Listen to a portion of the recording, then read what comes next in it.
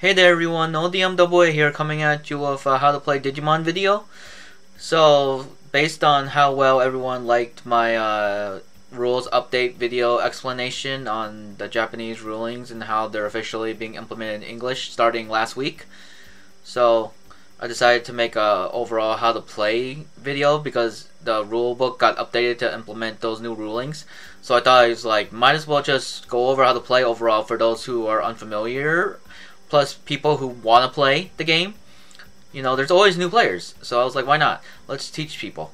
So yeah, let's get into the... I'm just going to show off the PDF here and go through the rulebook with y'all. Updated on May 21st, 2021. So yeah, it literally got updated last week. I'm filming this on the 27th, and then, yeah, so literally a week ago. Let's see, tables of contents. We just skip down this because we'll just go through it slowly. About the game. So, the Digimon card game is a trading card game where you battle against your opponent. Players play their Digimon partners to their battle area and then attack their opponents. Digimon become stronger, gain abilities by digivolving. Destroy all your security cards, guarding your opponent, and deliver a finishing blow to achieve victory. So, I guess that's the intro to the game. Pretty cool. Card information. So this is where I'll... Yeah, so the blue card here... The blue card here is Digimon cards. Digi-Egg cards are the white back. Digi-Egg cards are treated as Digimon after they hatch from the breeding area. Then this is what a Digimon card typically looks like. So this is play cost. This is DP power. The required memory cost to play the Digimon to your battle area is the play cost.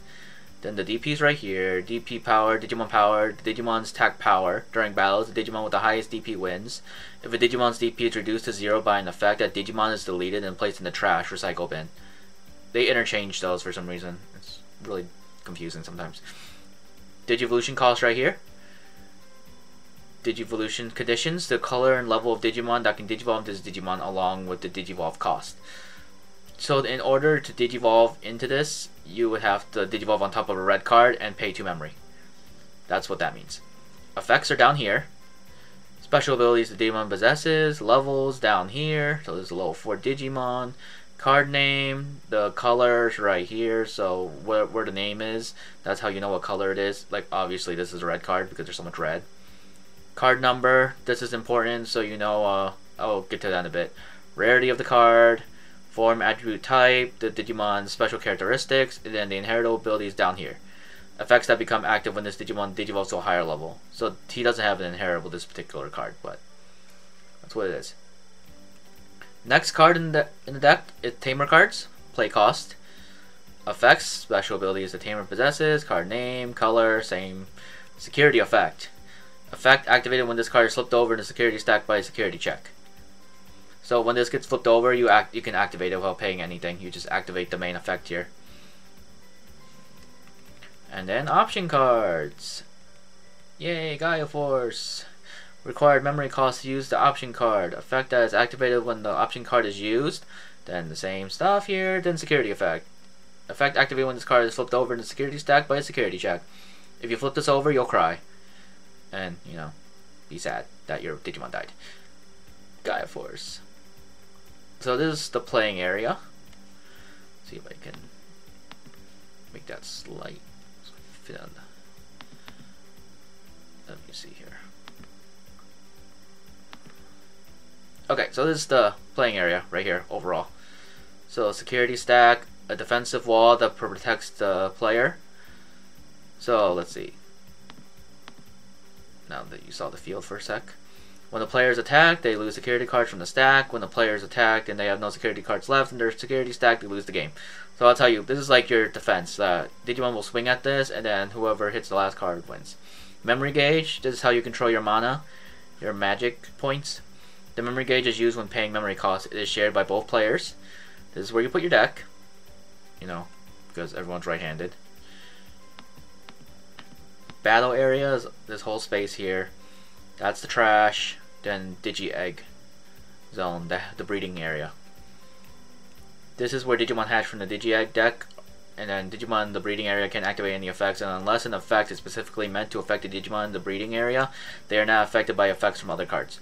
So this is basically your safe zone. Like, this literally cannot be affected. This is a bubble. you can't activate any effects in here. So when an effect that goes like when digivolving, on play or whatever, like none of that works in here. Or if a Gaia Force gets flipped over, you can't target the Digimon in the breeding area. You literally are like safe. This is your safe zone. Let's talk about decks. This is important. Deck building. Zoom that back up. The following items are required to play the Digimon card game. Deck. A deck with a total of 50 cards made up of Digimon cards, Tamer cards, and option cards. A deck can contain no more than 4 copies of cards with the same card number. So that's important because of what I showed y'all earlier up here. Like this card number right here. You can play 4 of the same card number, not of the same name. That's mostly for Digimon because there's no option cards that have the same name so far. But like Agumon, for example, there's like so many different Agumons, but you can have as many as you want as long as they have this different card number. So like set 1 Agumon, you can only have 4 of set 1 Agumon and 4 of starter deck Agumon, you know, from the starter deck. Those are totally different. They're different cards because of the card number. So you can have like 8 of that, and that's okay. And then let's see. Digi-Egg deck. A deck made up of 0 to 5 Digi-Egg cards. A Digi-Egg deck can contain no more than 4 copies of cards with the same card number.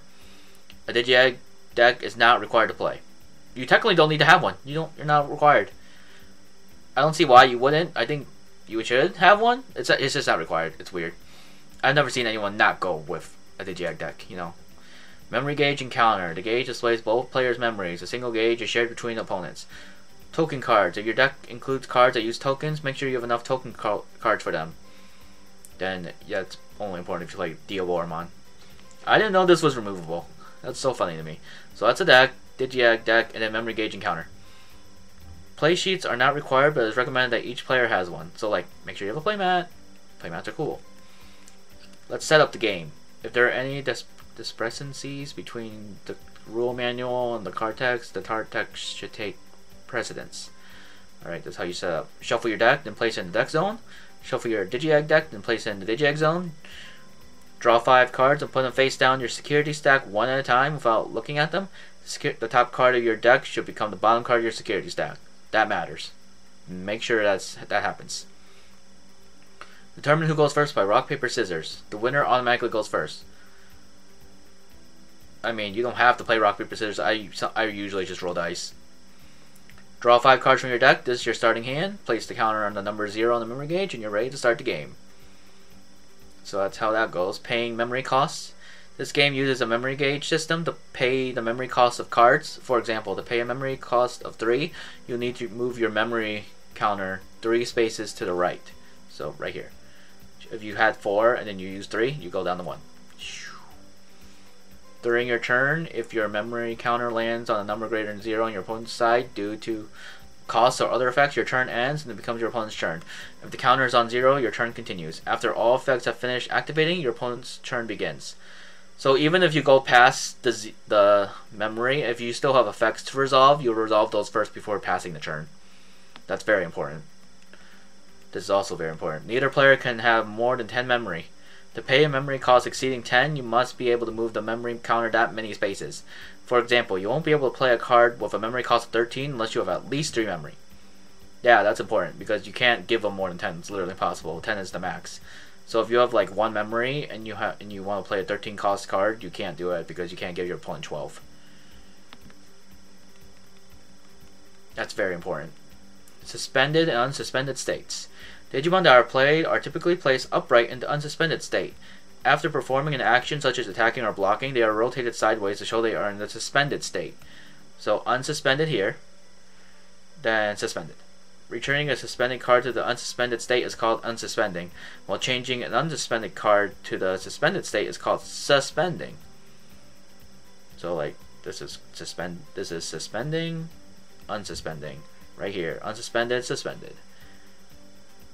Game flow. Gameplay consists of the following 4 phases, starting with the player who goes first. First, unsuspend all your suspended cards. Draw a card from your deck. If a player can't draw because there are no cards left in their deck, that player loses the game. The player who goes first does not draw a card during the draw phase on their first turn. So whoever goes first doesn't draw a card. Breeding phase. Players can do one of the following. Hatch a Digi-Egg, move a Digimon to the breeding area, do nothing. That's so true. This can only be done once per turn. Hatch a Digi-Egg. This can only be done when there are no Digimon in the breeding area. Flip one card face up from the top of your Digi-Egg deck and place it in the breeding area. A hatched Digi-Egg card is treated as a level 2 Digimon. And then move a Digimon out of the breeding area. A Digimon can be moved from the breeding area to the battle area once they have Digivolved into a level 3 or higher Digimon. Digimon that are level 2 or lower can't enter the battle area. Moving Digimon from the breeding area to the battle area isn't considered playing the Digimon, so on-play effects won't activate. It's possible for a Digimon to perform an attack on the same turn they are moved to the battle area. So that's your other option, or do nothing. Proceed to the next phase without doing anything. That's a legit thing. Sometimes you don't do nothing. Sometimes you want to keep your Digimon in there while you build. That's why. Like, sometimes you want to build your Mega, then bring them out. Either that or you're just bricking, and you can't do shit.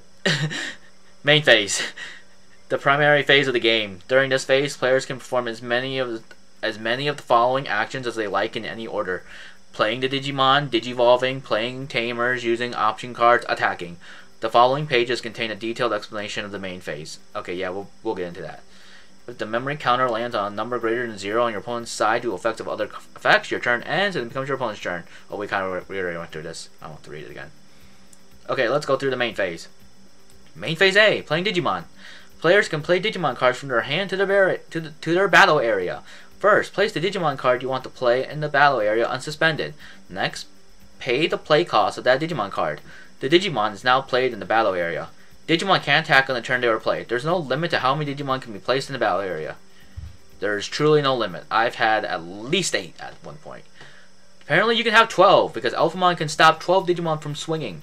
I don't think I've ever had that many Digimon on board. The max I've ever had, probably 6 to 8 range. But goddamn, I can see it happening in October with Eosmon. So 12 it is. Digivolving, main phase B.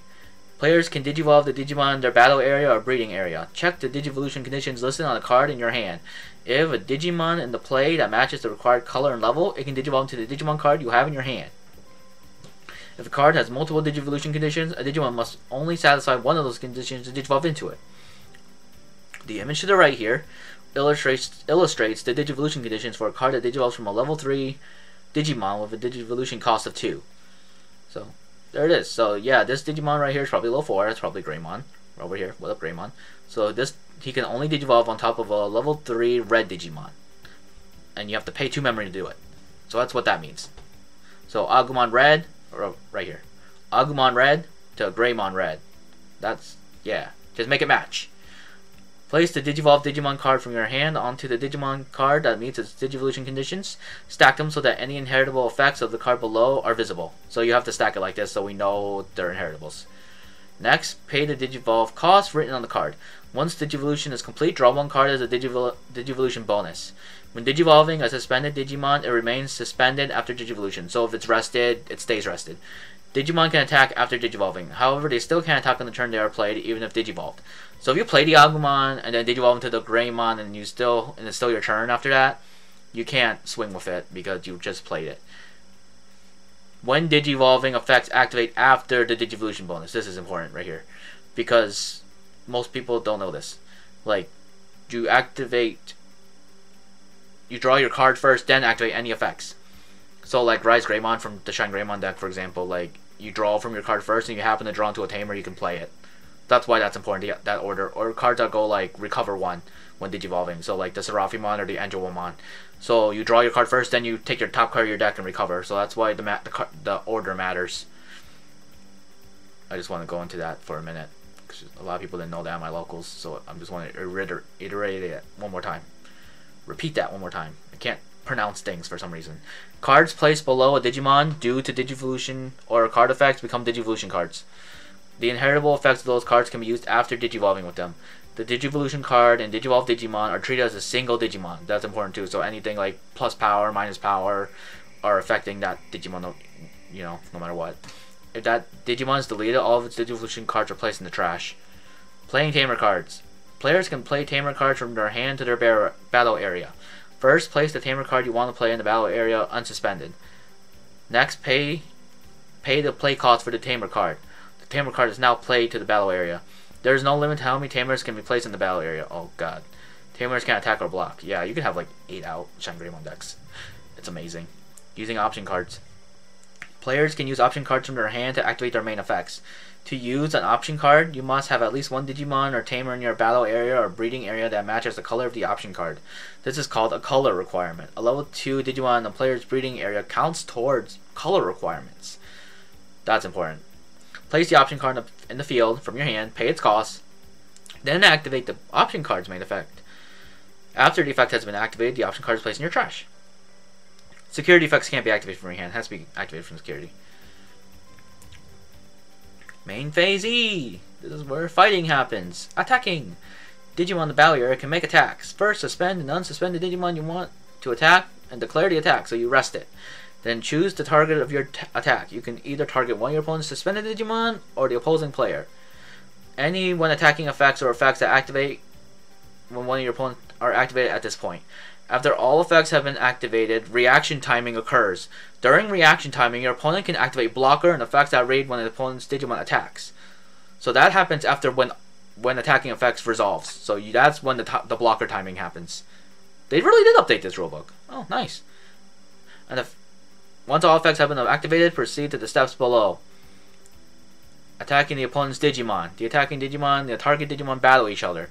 The winner of the battle is determined by which Digimon has the higher DP. The defeated Digimon is deleted and gets placed to the owner's trash.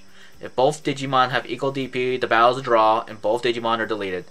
What happens if a Digimon's DP falls to 0? Digimon don't lose DP when they are attacked, but they can temporarily lose DP from certain effects. If a Digimon's DP drops to 0 from an effect, it can't drop below 0, so there's no negative numbers. So 0, 0. That Digimon is deleted and placed in the trash. Additionally, if an effect reduces a Digimon's DP to 0 and deletes it, the Digimon is considered to have been deleted by rules proceeding, not the effect itself. That's very important for Craniumon, because Craniumon can't be destroyed by your opponent's card effects, but if it's deleted by game mechanics, then it dies. Because it can't stop DP deletion. Attacking the opposing player. If the opposing player has at least one security card in their security stack, flip over their top security card. Flipping a security card face up during attack is called checking. If the check card has a security effect, that effect is activated. You only need to pay any memory to activate a security effect, and security effects on option cards ignore normal color requirements for option cards. So if you flip a Gaia Force and don't have a red out, it still activates. Proceed after the security effect has been activated, or if the card has no security effect.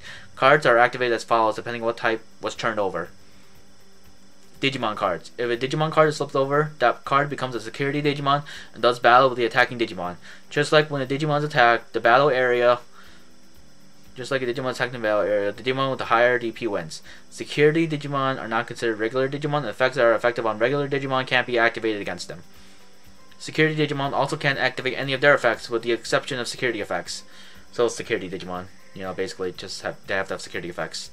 If the attacking Digimon is deleted, they are deleted and the battle ends. Regardless of the battle's outcome, the security Digimon is placed in the trash after the battle ends. Most of the time. Option and Tamer cards. The card is placed in trash unless the card has security effect that allows it to be played or added to the player's hand. If your opponent has 0 cards in their security attack and your attack is successful, you win the game. Pretty cool, pretty cool. When a single attack requires multiple checks. For Digimon abilities such as Security Attack +1, where a single attack requires checking multiple security checks, perform one check at a time. If the attacking Digimon loses the battle with the first card checked or is returned to the player's hand, the attack ends. What happens when the player has no security cards? If there are no remaining security cards yet, an effect such as Security +1 allows for further security checks, the attack ends there. The game continues even if a player has 0 security cards at this point. The opponent must make another successful attack against the player that has 0 security cards in order to win. Defend yourself with blocker. Some Digimon have the blocker ability. Digimon with this ability are able to block an opponent's attack, taking the attack themselves. When blocker is used, the target of the attacking Digimon's attack switches to the blocking Digimon. They do battle. Use blocker to protect yourself or Digimon you don't want to lose. Protect yourself! Get your blockers! Attack flowchart. So you suspend, declare your attack, select your opponent or one of their suspended Digimons the target of the attack. When attacking and when attacked Digimon attacks, effects a trigger. And then when an opponent's Digimon attacks effects trigger. So if your opponent has it, like Rosemon, for example. That's like the only example I can think of on top of my head, Rosemon, because when your opponent's Digimon attacks, you can activate its effect to suspend a Digimon. Yeah, so depending on what happens next, there's... Let's see, you attack your opponent, it isn't blocked, so that's the one route. You attack an opponent's Digimon, or the attack is blocked, but let's go not blocked first. So let's see, your opponent has 0 security cards, you win, yay! Let's go the alternate route. Your opponent has 1 or more security cards, security check. If checked, card has a security effect, resolve it. If checked card is a Digimon, battle with your Digimon. Compare DP. If the attacking Digimon has the same or lower, it's deleted. If effects occurred due to the battle, resolve them. Battle ends. At the end of the battle, effects activate. If you can check another security card, do the security plus, or another, return to security check. Okay, let's go to if you get blocked. You attack an opponent's Digimon, or the attack is blocked by an opponent's Digimon. The Digimon battle, then back to compare DP. Digimon deletes DP is deleted. Both deleted if they're both the same. If effects occur to battle, resolve them. If piercing activates. Oh yeah, piercing activates. Yeah, go over here, security check. Then you go back to the same route. And then battle ends if you don't pierce. At the end of the battle, effects resolve. Attack ends, and the attack effects activate. Yeah, that's basically the flow. It's pretty simple once you actually get playing. Let's see, passing. If there's nothing left for you to do during a turn, you can pass the turn to your opponent. When you pass your turn, the memory counter automatically moves to 3 on your opponent's side regardless of where it was before. Ending a turn. During your turn, if the memory counter goes to 1 or above on your opponent's side due to cause, your turn ends, then becomes your opponent's turn. Okay, we kind of already went through this. The memory counter remains where it was at the end of the turn. If a player pays a memory cost of 5 while their memory is at 1, the memory counter moves to the opponent's 4, and the opponent begins their turn with 4 memory.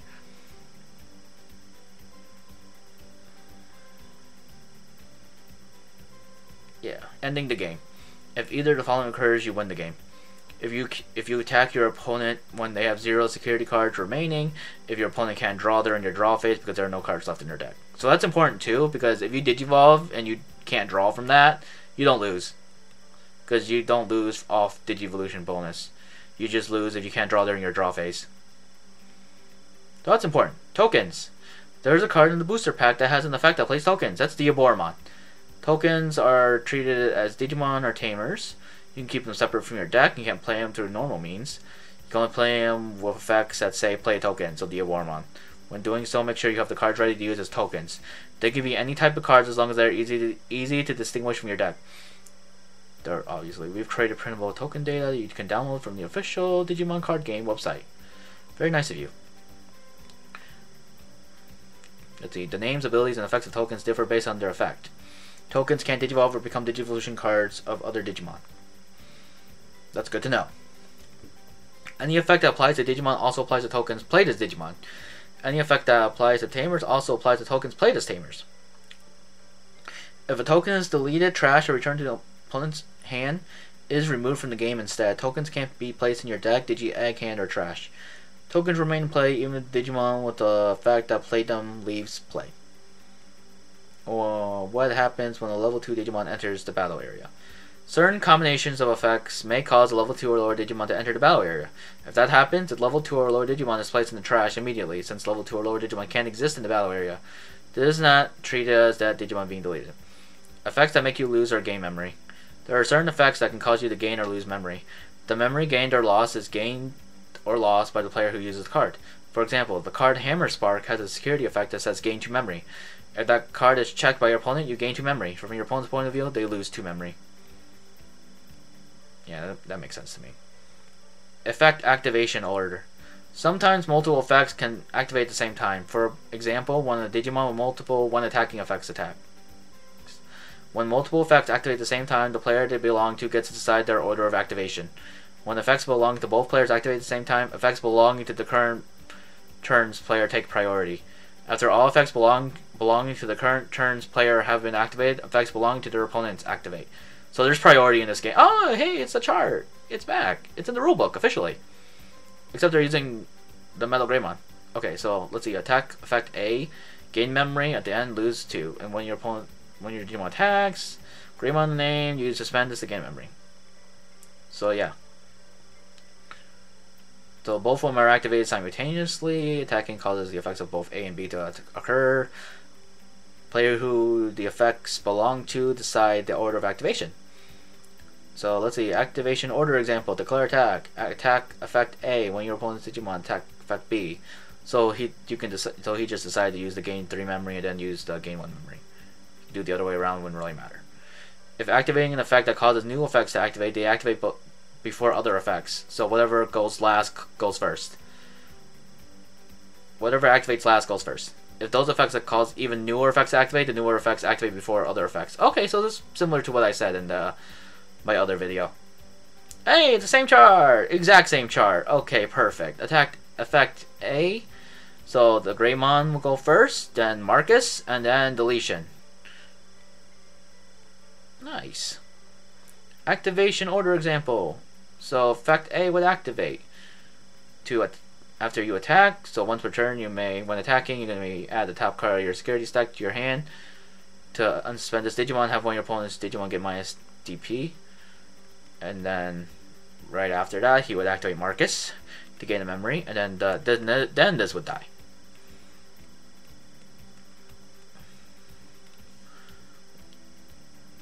Oh no, wait, I'm wrong. Declare attack, War Greymon, and then this would activate next because it died, and then this activates. Effect A deletes C, so C's effect activates before B's. Oh, that makes sense because War Greymon would kill the Tapirmon, and then Tapirmon go off, and then you would use Marcus to gain your memory. Okay, that makes sense because yeah.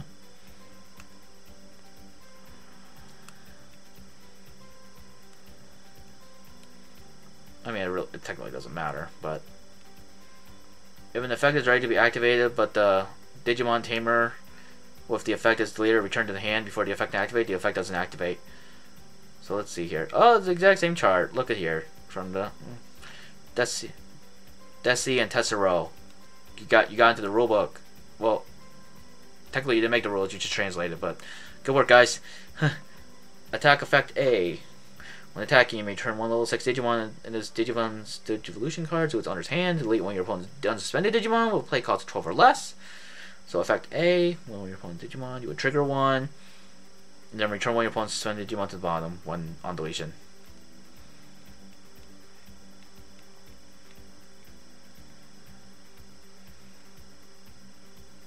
Oh yeah, so if you do the timing wrong, you won't be able to draw your card basically. So you have to make sure that you trigger this first, because you're allowed to do that. This is just an example if you don't do that, because you can like be like that person who's like, oh, I forgot to draw one from my dude from before, and you're just like, no, that doesn't work because I deleted it before you actually did it, so you missed timing. So be sure you do your effects very carefully. This is going to be very important starting in set 4, because that's when all the digibursting and stuff starts happening, and the order kind of matters, like really matters. The glossary! We're at the glossary. Digimon card, Digi-Egg card, option card, Tamers card, Digimon, and Tamers. We kind of went through this already, so I won't go, because we're battle area, that's wherever you put everything. Digimon placed here can attack your opponent, block attacks. Digimon level 3 or higher, you know. Level 2 can't exist there. Breeding area. Deck zone. Trash, remember you use security stack. Oh yeah, this is where I can kind of talk about stuff. Timings. On play is triggers when Digimon are played directly to the battle area. When Digivolving triggers when the Digimon in the field Digivolves. And then, you know, Digivolve in the breeding area don't activate their effects because you're not allowed to do that. And then these effects activate after the player draws a card for the Digivolve bonus. When attacking, triggers when the Digimon attacks. Resolves after the attack target is declared, so you have to make sure you know what you're attacking. Takes place before block declaration, the battle with your opponent's Digimon, and security checks. Yep. So this takes all before all that. Before your opponent decides to block, before you attack before the battle with the Digimon even happens, and security checks. End of attack. Triggers after the resolution of the attack. But if it's gone, it doesn't activate, obviously. On deletion, triggers when Digimon is deleted. Your turn only lasts during your turn. All turns means all your turn. Everyone's turn. Opponent's turn means only during your opponent's turn. Start your turn, you gotta resolve it right when you start your turn, and turn result, Security, that's when the security effects. The main can only be activated during the main phase. Card state, suspended, suspended, unsuspended, unsuspended, resolution card, deleted. We kind of went through all these. Let's see, unsuspended phase, draw phase, breeding phase, main phase, turns. Properties common to all card types. Color, play cost, rarity, effects, security effects, once per turn. Yeah, so there's going to be like cards that say once per turn, so make sure you know you can't do these effects multiple times. There's twice per turn card. Oh yeah, there are some cards that have a twice per turn restriction. See, play cost, Digivolution cost, we already went through these at the beginning. Inheritables, the type, oh, they actually said in training rookie champion ultimate mega. Okay, cool. I'm glad they did that. Because I don't usually say level 2, 3, 4, 5, 6. I usually say in training rookie champion ultimate mega. Because I'm a big Digimon fan, so it's like I'm just used to calling them by rookie champion ultimate mega. Let's see, Digi-Egg properties. We're almost at the end of the rulebook, guys. Tamer properties. Actions. Let's see. We kind of went through all these, so it's kind of like a rundown of what we overall went through. Thanks for watching, everyone. I think this is the end of the video here. So let's see. Digimon card glossary, blocker icon, security +1. Let's see. Tech ends. Security -1. The fact that decreases when you attack. Oh, okay. This is important actually right here. Okay, security -1. If your opponent has 0 security cards and you attack with a Digimon that checks 0 cards, you can't win the game. So if you do something to your Digimon that say -2 security or something, you can't swing for game if they have that. They have to at least have 1 security on them. Good to know. There is no limit to how many cards can be in your security stack. This is for recovery. Piercing. I guess the video isn't over. When this Digimon attacks and deletes an opponent's Digimon, survives a battle, performs any checks it normally would. This effect allows the Digimon to check an opponent's security cards after a battle if your Digimon defeats the opposing Digimon survives. This effect also works when an attack is blocked, however does not activate for battles with security Digimon. Security checks resulting from piercing are performed after all effects resulting from the battle have been resolved. Let's see, draw cards from deck. No limit to how many cards you can have. Jamming. This Digimon can't be lead in battles against security Digimon. Digisorption. When your Digimon digivolves into this card from your hand, you may suspend one of your Digimon to reduce the memory cost of the Digivolution by X. So, and then reboot, de-digivolving, retaliation. Okay, these are kind of important keywords. Reboot, unsuspend this Digimon during your opponent's unsuspended phase. De-digivolving, trash up 2 X cards from the top of your opponent's Digimon. Or if there's no cards left, or it becomes level 3, you can't trash anymore. Retaliation, when this card is deleted after losing a battle, delete Digimon was battling. And that's the end of the video. Alright, I mean the end of the rulebook, but... Alright, now this is the official end. Thanks so much for watching this rules video, how to play. I really had a good time reading this and learning stuff, and I hope you got something off this. So, thank you so much, and I'll see you all next time.